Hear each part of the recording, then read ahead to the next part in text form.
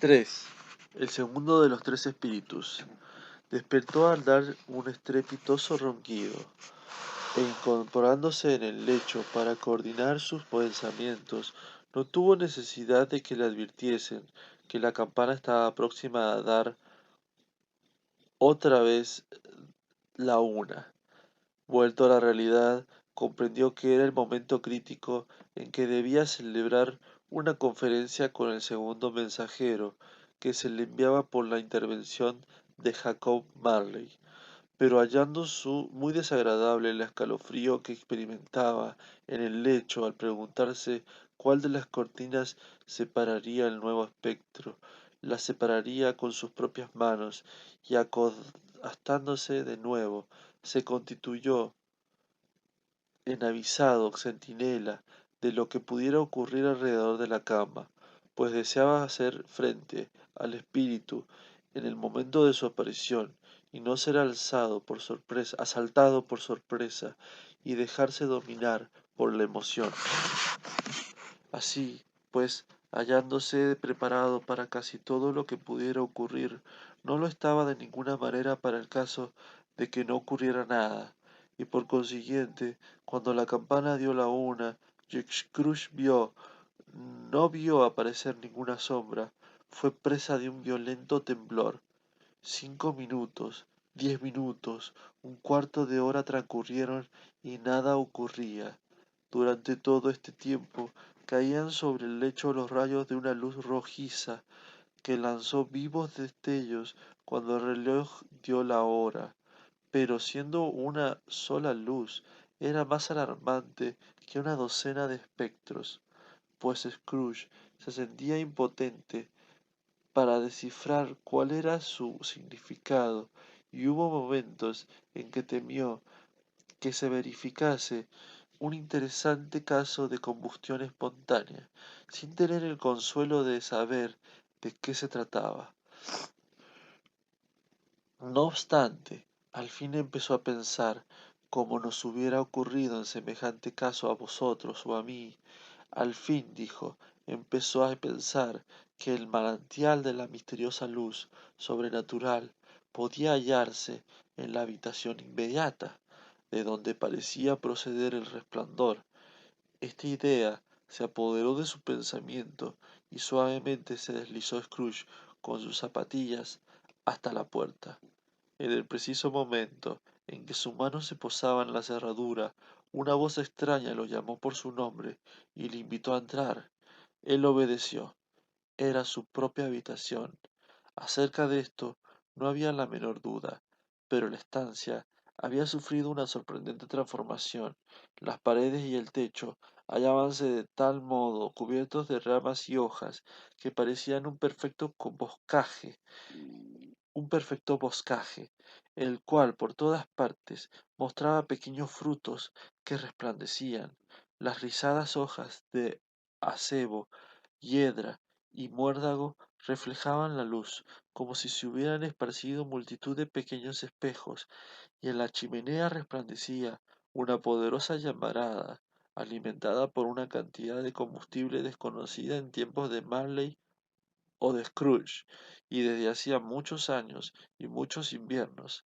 Amontonados sobre el suelo, formando una especie de trono, había pavos, gansos, piezas de caza, aves caseras, suculentos trozos de carne, cochinillos, largas salchichas, pasteles, barriles de ostras, encendidas castañas, sonrosadas manzanas, jugosas naranjas, brillantes peras, tazones llenos de ponche, que, que oscurecían la habitación con su delicioso vapor.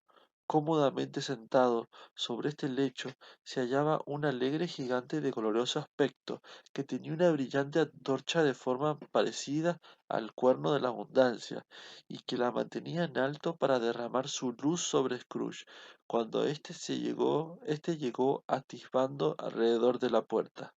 Entrad, exclamó el espectro, entrad y conocedme mejor, hombre. Scrooge penetró tímidamente e inclinó la cabeza ante el espíritu, Ya no era el terco Scrooge que había sido, y aunque los ojos del espíritu eran claros y benévolos, no le agradaba encontrarse con ellos. Soy el espectro de la Navidad presente, dijo el espíritu. Miradme. Y Scrooge le miró con todo respeto. Estaba vestido con una sencilla larga túnica o manto verde, con vueltas de piel blanca. Esta vestidura colgaba sobre su figura con tal negligencia que se veía el robusto pecho desnudo, como si no se cuidara de mostrarlo, ni de ocultarlo con ningún artificio. Sus pies, que se veían por debajo de los amplios pliegues de la vestidura, también estaban desnudos, y sobre la cabeza no llevaba otra cosa que una corona de acero, sembrada de pedacitos de hielo. Sus negros rizos eran abundantes y sueltos, tan agradables como su rostro alegre, su mirada viva, su mano abierta, su armoniosa voz, su desenvoltura y su simpático aspecto. Ceñida a la cintura llevaba una antigua vaina de espada, pero en ella no había arma ninguna, y la antigua vaina se hallaba mohosa. Nunca hasta ahora habéis visto nada que se me parezca, exclamó el espíritu. Nunca, contestó Scrooge. Nunca habéis paseado en compañía de los más jóvenes miembros de mi familia, quiero decir, pues yo soy muy joven, de mis hermanos mayores nacido en estos últimos años, prosiguió el fantasma. Me parece que no, dijo Scrooge. Temo que no. ¿Habéis tenido muchos hermanos, espíritu? Más de 1800, dijo el espectro. Una tremenda familia. A quien atender, murmuró Scrooge. El espectro de Navidad presente se levantó. Espíritu, dijo Scrooge con sumisión, llevadme a donde quierais. La última noche tuve que salir de casa a la fuerza y aprendí una lección que ahora hace su efecto. Esta noche, si tenéis que enseñarme alguna cosa, permitidme que saque provecho de ella. Tocad mi vestido. Scrooge lo tocó, apretando con firmeza. Acebo, muérdago, rojos frutos, hiedras, pavos, gansos, cazas, aves, carnes, cochinillos, salchichas, ostras, pasteles y ponche. Todo se desvaneció instantáneamente. Lo mismo ocurrió con la habitación, el fuego, la rojiza brillantez, la noche, y ellos halláronse en la mañana de Navidad y en las calles de la ciudad, donde como el tiempo era crudo, muchas personas producían una especie de música ruda, pero alegre y no desagradable al arrancar la nieve del pavimento en la parte correspondiente a sus domicilios y de los tejados de las casas, lo que producía una alegría loca en los muchachos a ver cómo se amontonaba cayendo sobre el piso y a veces se deshacía en el aire, produciendo pequeñas tempestades de nieve. Las fachadas de las casas parecían negras, y más negras aún las ventanas, contrastando con la tersa y blanca sábana de nieve que cubría los tejados y con la nieve más sucia que se extendía por el suelo, que había sido hollada en profundos surcos por las pesadas ruedas de carros y camiones, surcos que se cruzaban y se volvían a cruzar unos a otros cientos de veces en las bifurcaciones de las calles amplias, y formaban intrincados canales difíciles de trazar en el espeso fango amarillo, en el agua llena de hielo. El cielo estaba sombrío y las calles más estrechas se hallaban ahogadas por la oscura niebla, medio deshelada, medio glacial, cuyas partículas más pesadas descendían en una llovizna de átomos fuliginosos, como si todas las chimeneas de Gran Bretaña se hubieran encendido a la vez y estuvieran lanzándose al contenido de sus hogares. Nada de alegre había en el clima de la ciudad, y sin embargo notábase un aire de júbilo que el más diáfano aire estival y el más brillante sol del estío en vano habrían intentado difundir. En efecto, los que maniobraban con las palas en lo alto de los edificios estaban animosos y llenos de alegría, llamábanse unos a otros desde los parapetos y de vez en cuando se disparaban bromeando una bola de nieve, proyectil mucho más inofensivo que muchas bromas verbales, riendo cordialmente si daban en el blanco y no menos cordialmente si fallaba la puntería. Las tiendas en que se veían aves estaban todavía entreabiertas, y las fruterías radiantes de esplendor.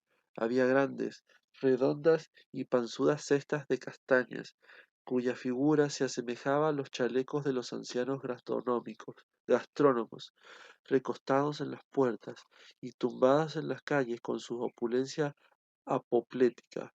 Había rojizas y morenas, anchas cebollas de España, brillando en la gordura de su desarrollo, como frailes españoles, y haciendo guiños en sus bazares, con, con socarronería retozona a las muchachas que pasaban por su lado, y mirando humildemente al muérdago que colgaba en lo alto, había peras y manzanas formando altas pirámides apetitosas. Había racimos de uvas que la benevolencia de los fruteros había colgado de magníficos ganchos para que las bocas de los transeúntes pudieran hacerse agua al pasar. Había montones de avellanas, mohosas y oscuras, cuya fragancia hacía recordar antiguos paseos por el medio del bosque y agradables marchas hundiendo los pies hasta los tobillos en hojas marchitas. Había naranjas y limones, que en la gran densidad de sus cuerpos jugosos pedían con urgencia ser llevados a casa en bolsas de papel y comidos después del almuerzo. Y había pescados de oro y de plata pues, ¿y las tiendas de comestibles? Oh, las tiendas de comestibles estaban próximas a cerrar, con las puertas entornadas, pero a través de las rendijas daba gusto mirar. No era solamente que los platillos de las balanzas produjesen un agradable sonido al caer sobre el mostrador, sin que el bramante se separase del carrete con viveza, ni que las cajas metálicas resonasen arriba y abajo como objetos de prestidigitación, ni que los olores mezclados del té y del café fuesen muy agradables al olfato, ni que las pasas fuesen abundantes y raras, las almendras exageradamente blancas, las tiras de la canela largas y rectas, delicadas las otras especias, las frutas confitadas, envueltas en azúcar fundido, capaces de excitar el apetito y dar envidia a los más fríos espectadores. No era tampoco que los higos se mostrasen húmedos y carnosos,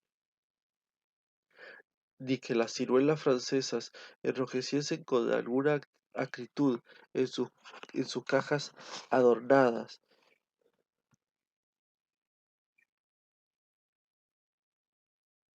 ni que todo excitase el apetito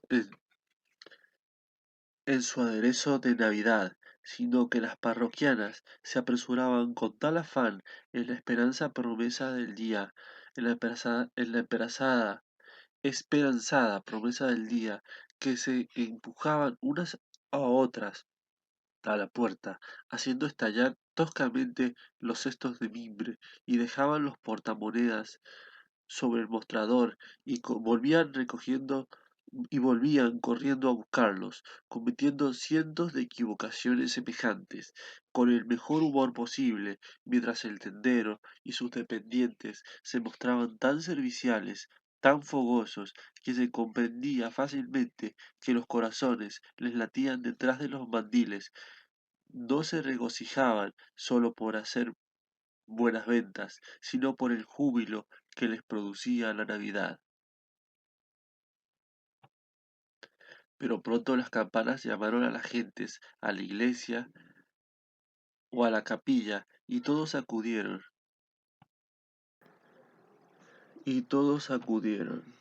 luciendo por las calles sus mejores vestidos y con alegría en los rostros, y al mismo tiempo desembocaron por todas las calles, callejuelas y recodos incontables personas que llevaban sus comidas a las tajonas, para ponerlas en el horno. La vista de aquellas pobres gentes, de buen humor, pareció interesar muchísimo al espíritu, pues permaneció detrás de Scrooge a la puerta de una tahona, levantando las tapaderas de las cazuelas, conforme pasaban por su lado los que las llevaban, rociaba las comidas con el incienso de su antorcha, que era verdaderamente extraordinaria, pues una o dos veces que se cruzaron palabras airadas entre algunos portadores de comidas por haberse empujado mutuamente, el espíritu derramó sobre ellos algunas gotas del líquido procedente de la antorcha, e inmediatamente recobraron su buen humor, pues decían que era una vergüenza disputar el día de Navidad. Y nada más puesto en razón, señor. Cesaron de tocar las campanas y los tajoneros cerraron, y sin embargo era de admirar cómo desaparecía por efecto de la confección de aquellas comidas la mancha de humedad que coronaba todos los hornos, cuyo pavimento echaba humo como si estuvieran asándose hasta sus piedras. ¿Hay algún aroma peculiar en el líquido de vuestra antorcha con el que rociáis? Preguntó Scrooge. Sí, el mío. ¿Ejerce influencia sobre las comidas en este día? Preguntó Scrooge. En todas, sobre todo en la de los pobres. ¿Por qué no sobre la de los pobres? ¿Por qué sobre todo la de los pobres? Preguntó Scrooge. Porque son los que más lo necesitan, espíritu. Espíritu, dijo Scrooge, después de reflexionar un momento, me admira que de todos los seres que viven en este mundo que habitamos, solo vos deseáis limitar a estas gentes las ocasiones que les ofrecen de inocente alegría. Yo, gritó el espíritu, sí, porque les priváis de trabajar cada 7 días, con frecuencia el único día en que pueden decir verdaderamente que comen. ¿No es cierto? Dijo Scrooge. Yo, dijo el espíritu. Procuráis que cierren los hornos el séptimo día, dijo Scrooge, y es la misma cosa. Yo, exclamó el espíritu. Perdonadme si estoy equivocado. Se hace en vuestro nombre, o por lo menos en nombre de vuestra familia, dijo Scrooge. Hay algunos seres sobre la tierra, replicó el espíritu, que pretenden conocernos y que realizan sus acciones de pasión, orgullo, malevolencia, odio, envidia, santurronería y egoísmo en nuestro nombre, y que son tan extraños para nosotros y para todo lo que con nosotros se relaciona, como si nunca hubieran vivido. Acordaos de ello y cargad la responsabilidad sobre ellos y no sobre nosotros. Scrooge prometió lo que el espíritu le pedía y siguieron adelante, invisibles como habían sido antes, hacia los suburbios de la ciudad. Era una notable cualidad del espectro que Scrooge había observado a la puerta del tahonero, que a pesar de su talla gigantesca, podía moldarse a cualquier sitio con comodidad, y que como ser sobrenatural se hallaba en cualquier habitación baja de techo tan cómodamente como podía haber estado en un salón de elevadísimas paredes, y ya fuese por el placer que el buen espíritu experimentaba al mostrar este poder suyo, ya por su naturaleza amable, generosa y cordial, y su simpatía por los pobres, condujo a Scrooge derechamente a casa del dependiente de éste, pues allá fue, en efecto, llevando a Scrooge adherido a su vestidura. Al llegar al umbral, sonrió el espíritu y se detuvo para bendecir la morada de Bob Cratchit con las salpicaduras de su antorcha. Bob sol- solo cobraba quince monedas semanales. Cada sábado solo embolsaba 15 ejemplares de su nombre, y sin embargo, el espectro de la Navidad presente no dejó por ello de bendecir su morada, que se componía de 4 piezas. Entonces se levantó la señora Cratchit, esposa de Cratchit, vestida pobremente con una bata a la cual había dado ya 2 vueltas, pero llena de cintas que no valdrían más de 6 peniques, y en aquel momento estaba poniendo la mesa, ayudada con Belinda Cratchit, la segunda de sus hijas, también adornada con cintas, mientras Master Pedro Cratchit hundía un tenedor en una cacerola de patatas, llegándole a la boca las puntas de su monstruoso cuello planchado, que pertenecía a Bob y que se lo había cedido a su hijo y heredero para celebrar la festividad del día. Gozoso al hallarse tan elegantemente adornado y orgulloso de poder mostrar su figura en los jardines de moda, de pronto entraron llorando 2 Cratchit más pequeños, varón y hembra, diciendo a gritos que desde la puerta de la tahona habían sentido el olor del ganso y habían conocido que era el suyo, y pensando en la comida, estos pequeños Cratchit se pusieron a bailar alrededor de la mesa y exaltaron hasta los cielos al máster Pedro Cratchit, mientras él, sin orgullo, aunque faltaba poco para que le ahogase el cuello, soplaba la lumbre hasta que las patatas estuvieron cocidas y en disposición de ser apartadas y peladas. ¿Y dónde estará vuestro padre? Dijo la señora Cratchit. Y vuestro hermano Tiny Tim y Marta, que el año pasado, el día de Navidad, estaba aquí hace ya media hora? Aquí está Matza, mamá, dijo una muchacha entrando al mismo tiempo que hablaba. Aquí está Marta, mamá. Gritaron dos Cratchit pequeños. ¡Viva! Tenemos un ganso, Marta. Pero, hija mía, ¿cuánto has tardado? Dijo la señora Cratchit, besándola una docena de veces y quitándole el velo y el sombrero con sus propias manos solicitamente. He tenido que terminar una labor para tener libre la mañana, mamá, replicó la muchacha. Bueno, es que nunca creí que vinieras tan tarde. Acércate a la lumbre, hija mía, y caliéntate. Dios te bendiga. No, no, ya viene papá, gritaron los dos pequeñitos Cratchit que danzaban de un lado para otro. Escóndete, Marta, escóndete. Escondióse Marta y entró Bob, el padre, con la bufanda colgándole los menos 3 pies por la parte anterior, y su traje muy usado, pero limpio y surcido, de modo que presentaba un aspecto muy favorable. Traía sobre sus hombros a Tiny Tim, pobre Tiny Tim. Tenía que llevar una pequeña muleta y los miembros sostenidos por un aparato metálico. ¿Dónde está Marta? Gritó Bob Cratchit, mirando a su alrededor. No ha venido, dijo señora Cratchit. No ha venido, dijo Bob con una repentina desilusión en su entusiasmo, pues había sido el caballo de Tim al recorrer todo el camino desde la iglesia y había llegado a casa dando saltos. No haber venido, siendo el día de Navidad. A Marta no le agradó ver a su padre desilusionado a causa de una broma, y salió prematuramente de detrás de la puerta, echándose en sus brazos, mientras los dos pequeños Cratchit empujaron a Timmy Tim y le llevaron a la cocina para que oyese cantar el pudding en la cacerola.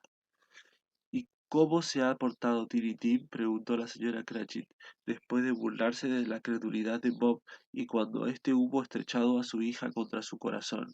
Muy bien, dijo Bob, muy bien. Se ha hecho algo pensativo y se le ocurren las más extrañas cosas que ha oído. Al ver, al venir a casa me decía que quería que la gente le viese en la iglesia, porque era un inválido, y sería muy agradable para todos recordar el día de Navidad al que había hecho andar a los cojos y había dado vista a los ciegos. La voz de Bob era temblorosa al decir eso, y tembló más cuando dijo que Timmy Tim crecía en fuerza y vigor. Oyóse una activa muleta sobre el pavimento, y antes que se oyera una palabra más, reapareció Timmy Tim, escoltado por su hermano y su hermana, que le llevaron a su taburete junto a la lumbre, mientras Bob, remangándose los puños, pobrecillo, como si fuese posible estropearlo más, confeccionaba una mixtura con ginebra y limón y la agitaba una y otra vez, colocándola después en el antehogar para que cociese a fuego lento. Master Pedro y los dos oblicuos Cratchit pequeños fueron en busca del ganso, con el cual aparecieron enseguida en solemne posesión. Tal bullicio se produjo entonces que creyérase al ganso la más rara de todas las aves, un fenómeno con plumas, ante el cual fuese cosa corriente un cisne negro, y en verdad que en aquella casa era ciertamente extraordinario. La señora Cratchit calentó la salsa, ya preparada en una cacerolita. Master Pedro mojó las patatas con vigor increíble. La señorita Belinda endulzó la salsa de manzanas. Marta quitó el polvo de la vajilla. Bob sentó a Timmy Tim a su lado en una esquina de la mesa. Los dos pequeños Cratchit pusieron sillas para todos, sin olvidarse de ellos mismos, y montando la guardia en sus puestos, se metieron la cuchara en la boca, para no gritar pidiendo el ganso antes de que llegara el momento de servirlo. Por fin se pusieron los platos, y se dijo una oración, a la que siguió una pausa, durante la cual no se oía respirar. Cuando la señora Cratchit, examinando el trinchante, se disponía a hundirlo en la pechuga, pero cuando lo hizo y salió del interior del ganso, un borbotón de relleno, un murmullo de placer se alzó alrededor de la mesa, y hasta Tiny Tim, animado por los pequeños Cratchit, golpeó la mesa con el mango de su cuchillo y gritó débilmente ¡Viva! Nunca se vio ganso como aquel. Bob dijo que jamás creyó que pudiera existir un manjar tan delicioso. Su blandura, su aroma, su tamaño y su baratura fueron los temas de la admiración general, y añadiéndole la salsa de manzanas y las patatas deshechas, constituyó comida suficiente para toda la familia. En efecto, como la señora Cratchit dijo, al observar que había quedado un huesecillo en el plato, no había podido comérselo todo. Sin embargo, todos quedaron satisfechos, particularmente los Cratchit más pequeños, que tenían salsa hasta en las cejas. La señorita Belinda cambió los platos y la señora Cratchit salió del comedor muy nerviosa porque no quería que la viesen ir en busca del pudding. Entonces los comensales supusieron toda clase de horrores, que no estuviera todavía bastante hecho, que se rompiera al llevarlo a la mesa, que alguien estuviera escalando la pared del patio y lo hubiera robado, mientras estaban entusiasmados con el ganso. Ante esta suposición, los dos pequeños Cratchit se pusieron pálidos. Atención, una gran cantidad de vapor. El pastel estaba ya fuera del molde. Un olor a tela mojada era el paño que lo envolvía, un olor apetitoso que hacía recordar a los fondista, al pastelero de la casa de al lado y a la planchadora. Era el pudding. Al medio minuto entró la señora Cratchit con el rostro encendido, pero sonriendo orgullosamente, con el pudding que parecía una bala de cañón duro y macizo, lanzando las llamas que producía la 20ª parte de media copa de aguardiente inflamado y embellecido con una rama de árbol de Navidad clavada en la cúspide. ¡Oh, admirable pudding! Bob Cratchit dijo con toda seriedad que lo estimaba como el éxito más grande conseguido por la señora Cratchit desde que se casaron. La señora Cratchit dijo que no podía calcular lo que pesaba el pudding y confesó que había tenido sus dudas acerca de la cantidad de harina. Todos tuvieron algo que decir respecto de él, pero ninguno dijo ni lo pensó siquiera que era un pudín pequeño para una familia tan numerosa. Ello habría sido una gran herejía. Los Cratchit hubiéranse ruborizado de insinuar semejante cosa.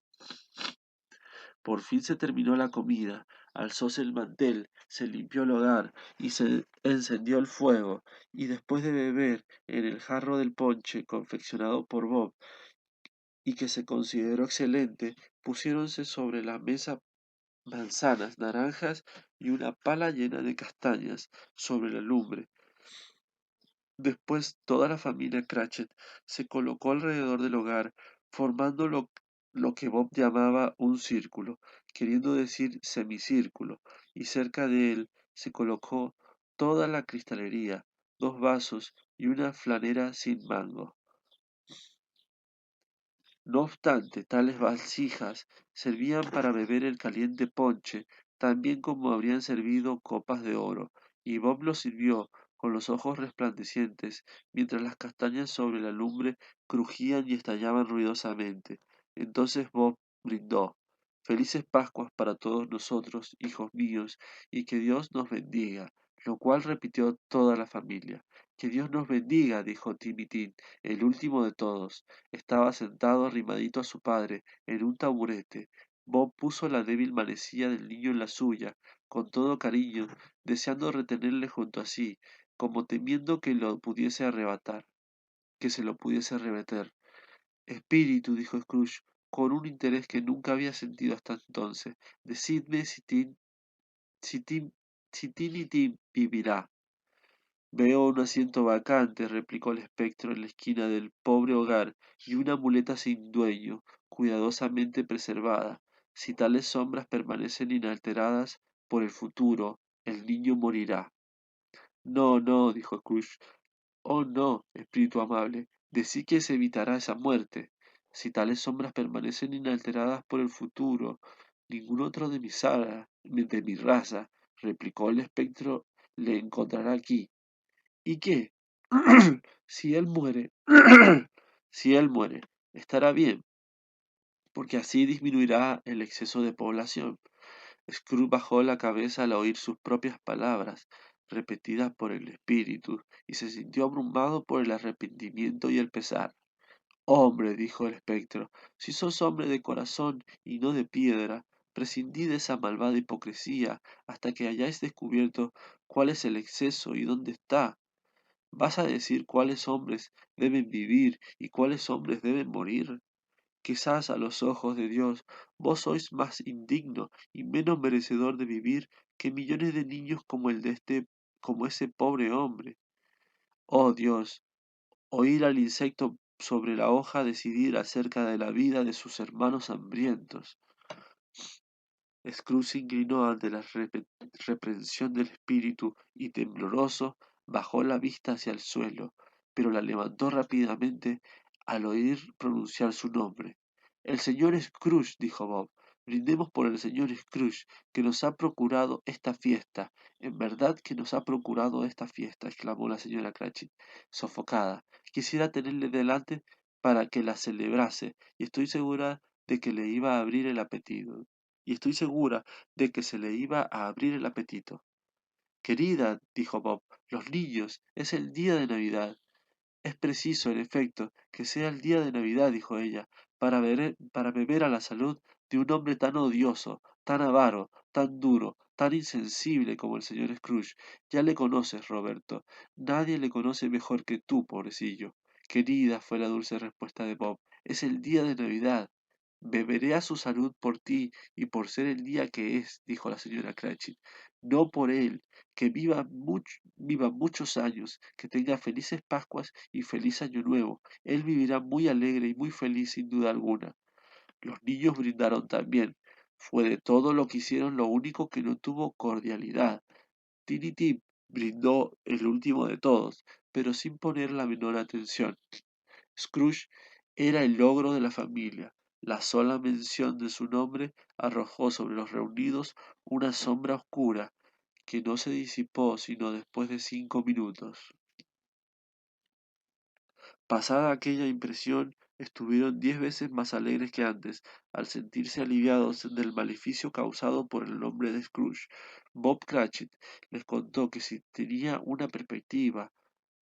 se tenía en perspectiva una colocación para Maester Pedro que podría proporcionarle, si la conseguía, 5 chelines y 6 peniques semanales, los dos pequeños Cratchit rieron atrozmente ante la idea de ver a Pedro hecho un hombre de negocios, y el mismo Pedro miró pensativamente el fuego, sacando la cabeza entre las dos puntas del cuello, como si reflexionara sobre la notable investidura de que gozaría cuando llegase a percibir aquel enorme ingreso.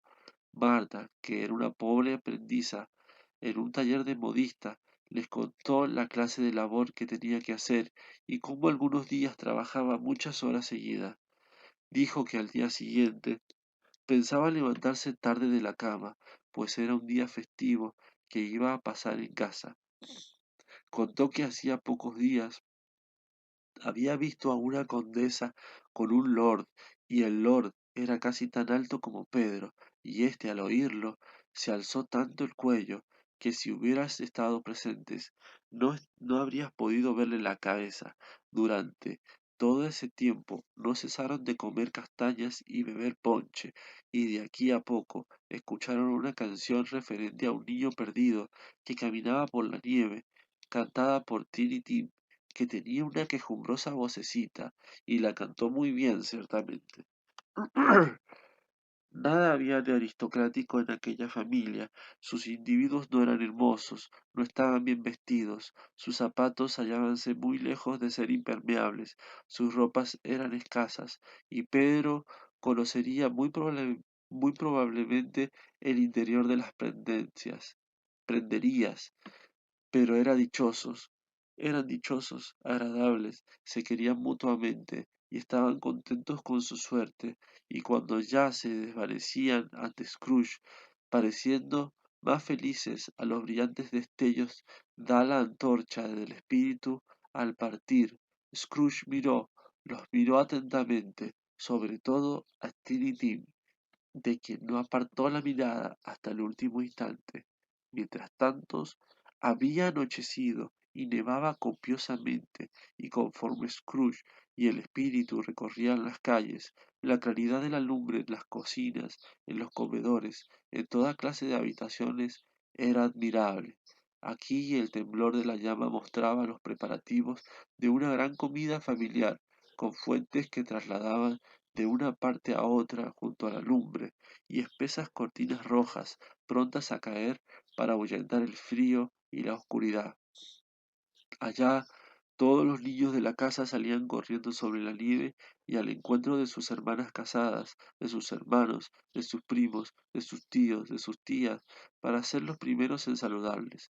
En otra parte, veíanse en la ventana las sombras de los comensales reunidos, y más allá, un grupo de hermosas muchachas, todas con caperuzas y con botas de abrigo, y charlando todas a la vez, marchaban alegremente a alguna casa cercana.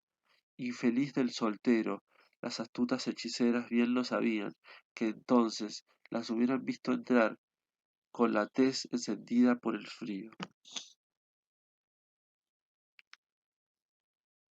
Si hubieras juzgado por el número de personas que iban a reunirse con sus amigos, habrías pensado que no quedaba nadie en las casas para recibirlas cuando llegase, aunque ocurría lo contrario. En todas las casas se esperaban visitas y se preparaba el combustible en la chimenea.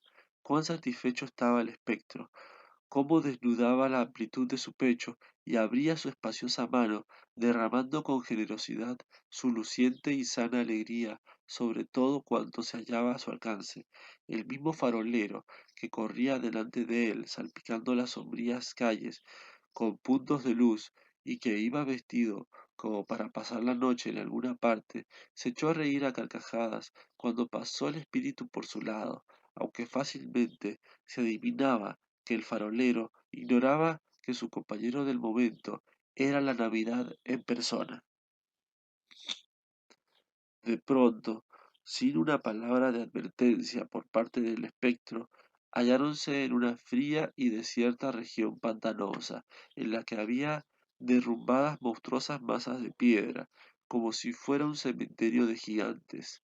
El agua se derramaba por donde quiera, es decir, se había derramado, a no ser por la escarcha que la aprisionaba, y nada habría crecido sino el moho, la retama y una áspera hierba. En la concavidad del oeste, el sol poniente había dejado una ardiente franja roja que fulguró sobre aquella desolación durante un momento, como un ojo sombrío que, tras el párpado, fuese bajando, bajando, bajando, hasta perderse en las densas tinieblas de la oscuridad de la oscura noche. ¿Qué sitio es este?, preguntó Scrooge. Un sitio donde viven los mineros que trabajan en las extrañas de la tierra, contestó el espíritu. Pero me conocen. Mirad. Brillaba una luz en la ventana de una choza, y rápidamente se dirigieron hacia ella, pasando a través de la pared de piedra y barro. Hallaron una alegre reunión alrededor de un fuego resplandeciente, un hombre muy viejo y su mujer, con sus hijos y los hijos de sus hijos, y parientes de otra generación más, todos con alegres adornos en sus atavíos de fiesta. El anciano, con una voz que rara vez se distinguía entre los rugidos del viento sobre la desolada región, entonaba una canción de Navidad, que ya era una vieja canción cuando él era un muchacho, y de vez en cuando todos los demás se le reunían en coro.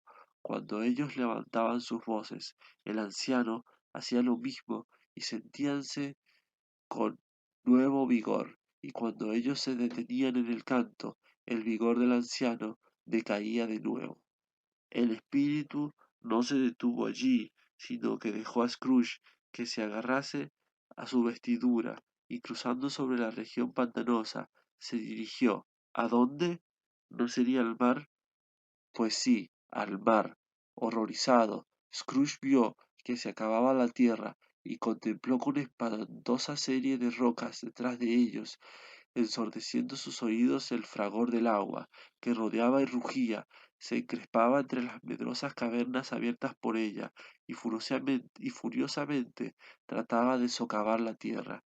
Edificado sobre un lúgubre arrecife de las escarpadas rocas, próximamente a una legua de la orilla, y sobre el cual se lanzaban las aguas irritadas durante todo el año, se erguía un faro solitario.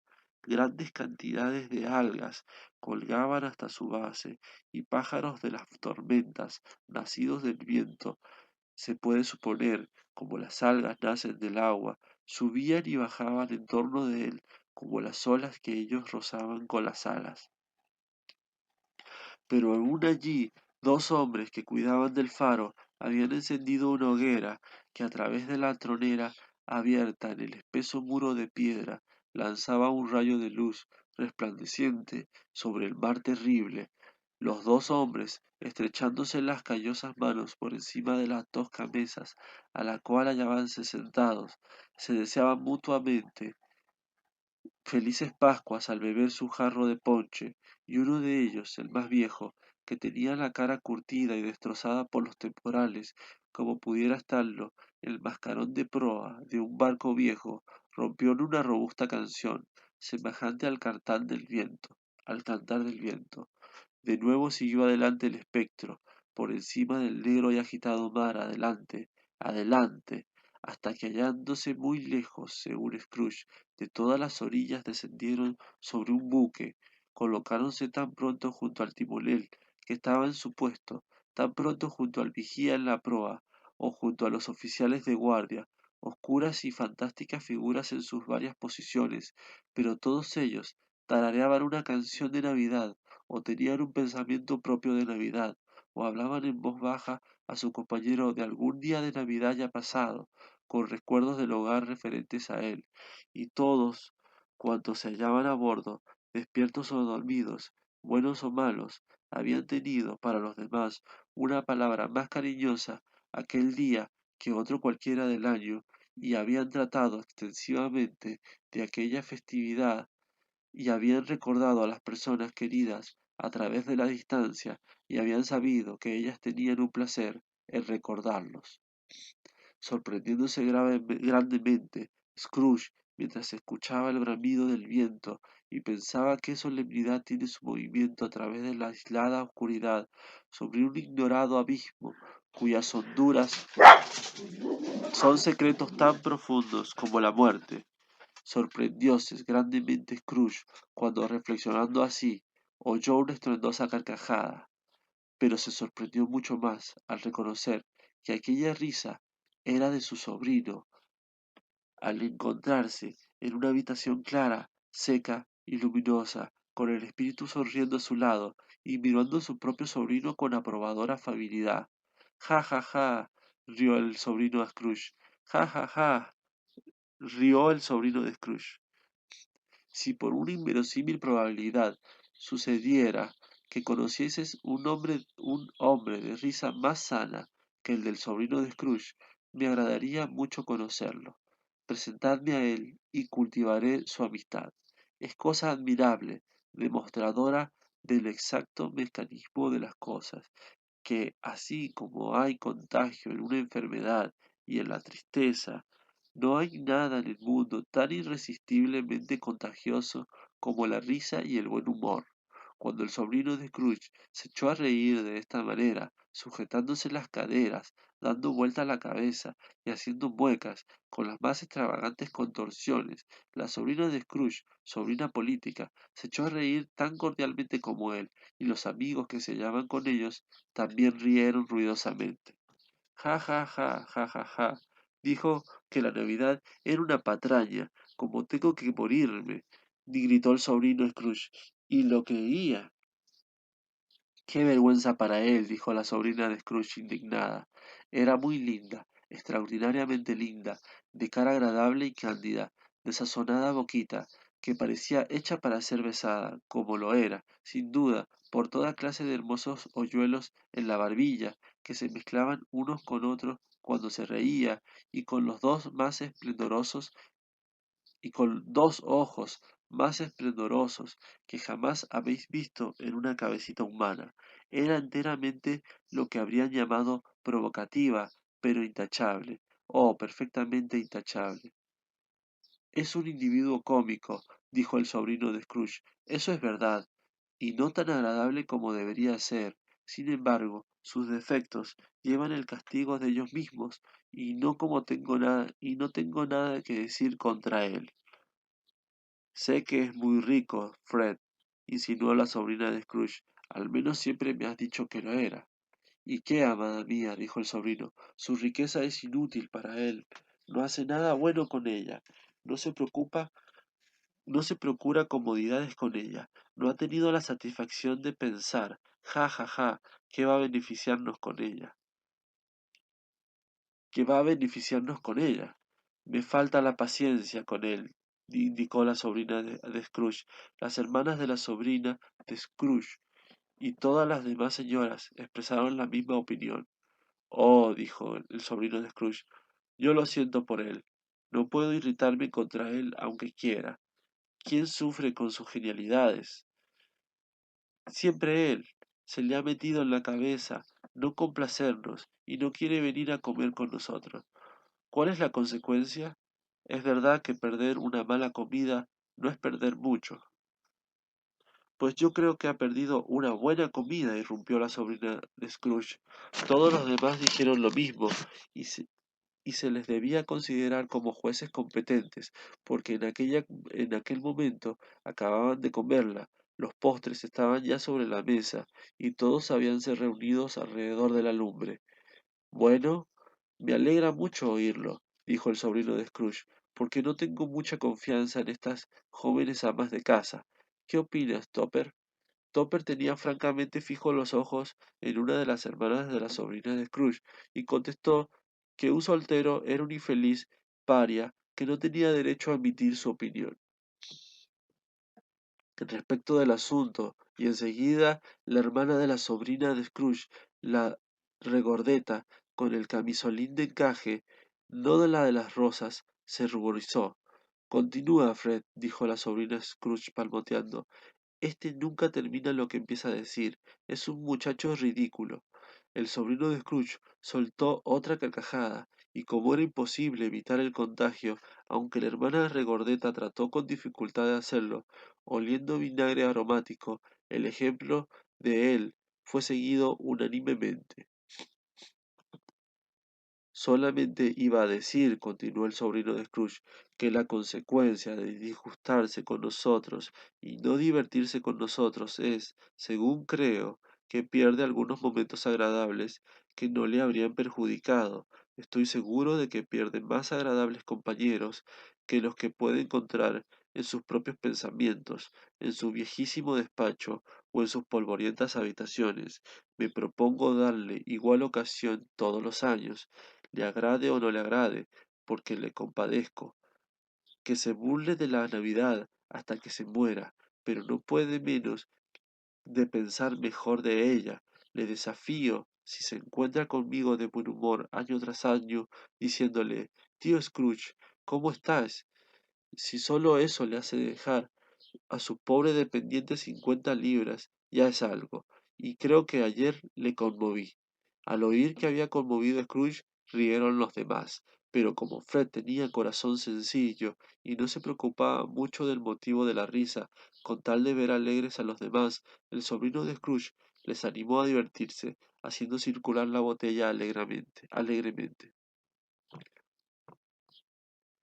Después del té hubo un poco de música, pues formaban una familia de músicos, y os aseguro que eran entendidos, especialmente Topper, que hizo sonar el bajo como los buenos, sin que se le hincharan las venas de la frente, ni se le pusieran roja la cara.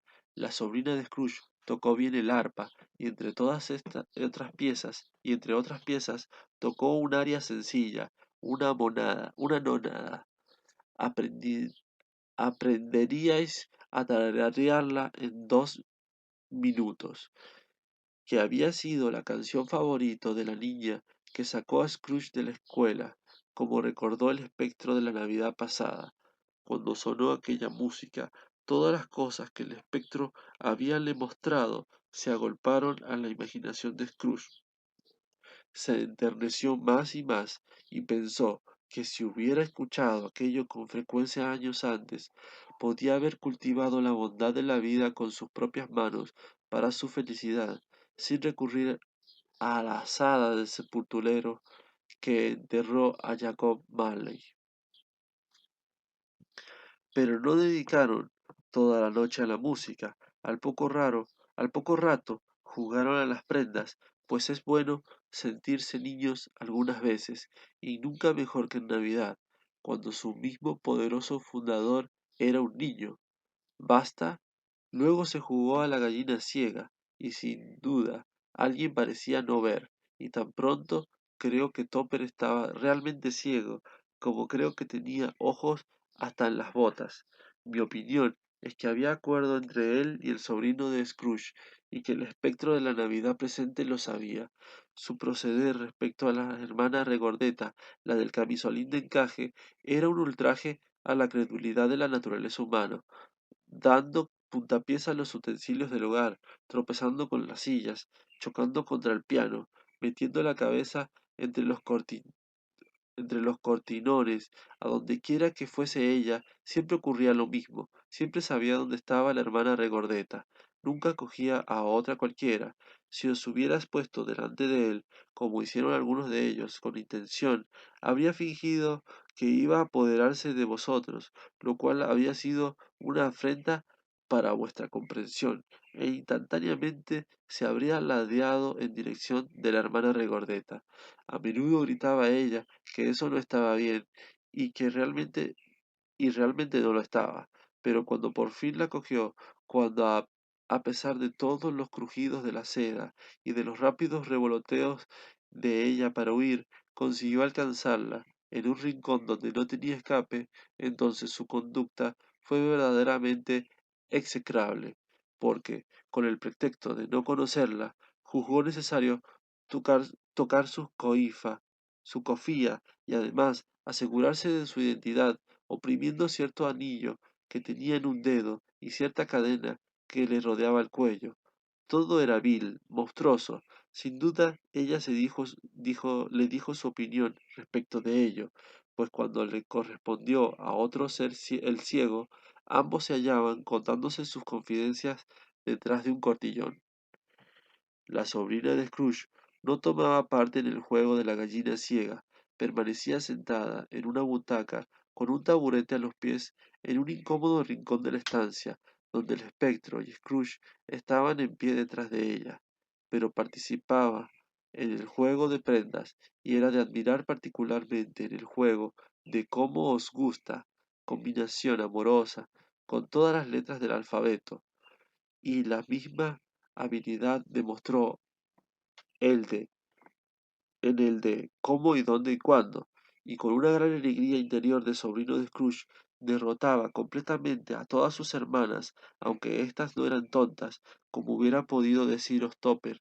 Habría allí 20 personas, jóvenes y viejos, pero todos jugaban, y lo mismo hizo Scrooge, quien, olvidando enteramente cuando se interesaba por aquella escena, tanto se interesaba por aquella escena, que su voz no sonaba en los oídos de nadie, decía en alta voz las palabras que había que adivinar, y muy a menudo acertaba, pues la aguja más afilada, la mejor, Whitechapel, con la garantía de no cortar el hilo, no era más aguda que Scrooge, aunque le conviniera a parecer obtuso ante el mundo. Al espectro le agradaba verle de tan buen humor, y le miró con tal benevolencia, que Scrooge le suplicó, como lo hubiera hecho un niño, que se quedase ahí hasta que se fuesen los convidados, pero el espíritu le dijo que no era posible. He aquí un nuevo juego, dijo Scrooge. Media hora, espíritu, solo media hora. Era un juego llamado Sí y No, en el cual el sobrino de Scrooge debía pensar una cosa y los demás adivinar lo que pensaba, contestando sus preguntas solamente sí o no, según el caso. El vivo juego de preguntas a que estaba expuesto le hizo decir que pensaba en un animal viviente, más bien un animal desagradable, un animal salvaje, un animal que unas veces rugía y gruñía otras veces, hablaba, que vivía en Londres y se paseaba por las calles, que no se enseñaba por dinero, que nadie le conducía, que no vivía en una casa de fieras, que nunca se llevaba al matadero, y que no era un caballo, ni un asno, ni una vaca, ni un toro, ni un tigre, ni un perro, ni un cerdo, ni un gato, ni un oso. A cada nueva pregunta que le dirigía, el sobrino soltaba una nueva carcajada, y llegó a tal extremo su júbilo, que se vio obligado a dejar el sofá y echarse en el suelo. Al fin la hermana regordeta, presa también de una risa loca, exclamó: He dado con ello. Ya sé lo que es, Fred, ya sé lo que es. ¿Qué es? Preguntó Fred. Es vuestro tío Scrooge. Eso era, efectivamente. La admiración fue el sentimiento general, aunque algunos hicieron notar que la respuesta a la pregunta ¿es un oso? Debió ser sí, tanto más cuando una respuesta negativa bastó para apartar sus pensamientos de Scrooge, suponiendo que se hubiera dirigido a él desde luego. Ha contribuido, ha contribuido en gran manera a divertirnos, dijo Fred, y seríamos ingratos si no bebiéramos a su salud. Y puesto que todos tenemos en la mano un vaso de ponche con vino, yo digo, por el tío Scrooge. Bien, por el tío Scrooge, exclamaron todos. Felices Pascuas, feliz Año Nuevo al viejo, sea lo que fuere, dijo el sobrino de Scrooge. No aceptaría él tal felicitación saliendo de mis labios, pero que la reciba, sin embargo, por el tío Scrooge. El tío Scrooge habíase dejado poco a poco conquistar conquistar de tal modo por el júbilo general y sentía tan ligero su corazón que hubiera correspondido al brindis de la reunión, aunque ésta no podía advertir su presencia, dándole las gracias, en un discurso que nadie habría oído si el espectro le hubiera dado tiempo. Pero toda la escena desapareció con el sonido de la última palabra pronunciada por su sobrino, y Scrooge y el espíritu continuaron un viaje. Vieron muchos países, fueron muy lejos y visitaron muchos hogares, y siempre con feliz resultado. El espíritu se colocaba junto al lecho de los enfermos, y ellos se sentían dichosos. Si visitaba a los que se hallaban en un país extranjero, creíanse en su patria. Si a los que luchaban contra la suerte, sentíase resignados y llenos de esperanza.